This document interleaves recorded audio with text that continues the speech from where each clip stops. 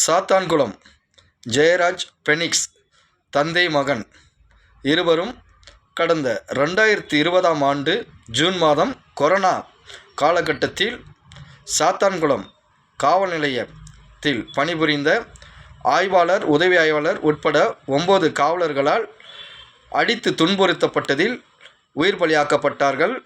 இருவர்கள் மீது மேற்கொள்ளப்பட்ட நீதிமன்ற விசாரணையில் கடந்த மார்ச் 23 திங்கட்கிழமை அன்று தீர்ப்பு வழங்கியிருக்கிறார்கள்.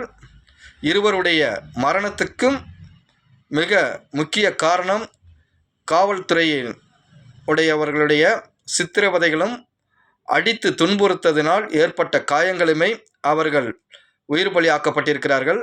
ஆகவே இந்த உயிரிழப்புக்கு காரணமான 9 காவலர்கள் மீதும் குற்றவாளிகள் என தீர்ப்பு வழங்கியுள்ளதை நாம் வரவேற்கக்கூடியது. இதனுடைய தண்டனை விவரத்தை வருகிற 30ஆம் தேதி வழங்க உள்ளதாக தீர்ப்பில் வெளியிடப்பட்டிருக்கிறது. இவர்களுக்கு வழங்கப்படும் தீர்ப்பு என்பது இனிமேலும் இது போன்ற எந்தவித அசம்பாவிதங்களும் இது போன்ற பொதுமக்களுக்கு செய்யக்கூடாது என்பதை உணர்த்தும் விதமாக காவல்துறையில் பணிபுரியக்கூடிய காவலர்களுக்கு விருக்கும் விதத்தில் கடுமையான தண்டனை வழங்கப்பட வேண்டும்.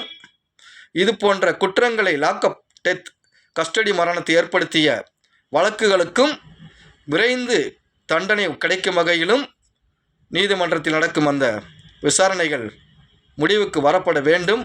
பொதுமக்களுக்கும் இது போன்ற எந்தவித அச்சுறுத்தங்களும் இல்லாமல் காவல் நிலையத்திற்கு சென்று வரத்தக்க விதத்தில் பாதுகாப்பை ஏற்படுத்தும் விதமாக நம்முடைய அரசும் நீதிமன்றமும் சரியான விதத்தில் தீர்ப்பு வழங்க வேண்டும் என்பதை காந்தியவாதி சசி பெருமாள் ஆதரவு மது ஒழிப்பு போராளிகள் சார்பாக பதிவு செய்கிறோம்.